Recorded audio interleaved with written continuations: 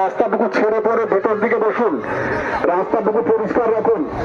যে সমস্ত স্বেচ্ছাসেবক রয়েছেন এসছেন তাদের যে ব্যাগপত্র রয়েছে এবং তাদের লোকজনরা রয়েছেন তাদের কাছে অনুরোধ করছি আপনারা একটু ভেতর দিকে চেপে বসুন।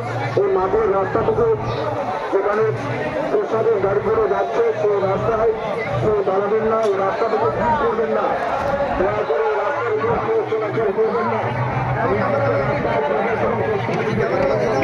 হ্যাঁ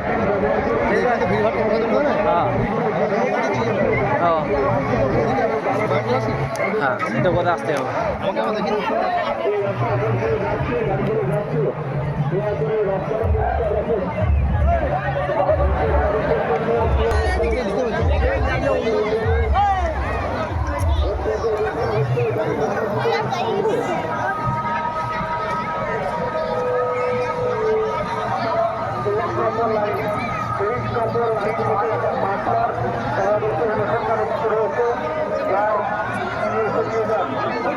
ভর্তি কথা করে তারপর পরবর্তী লাইনে বসাবেন 28 নম্বর লাইন থেকে।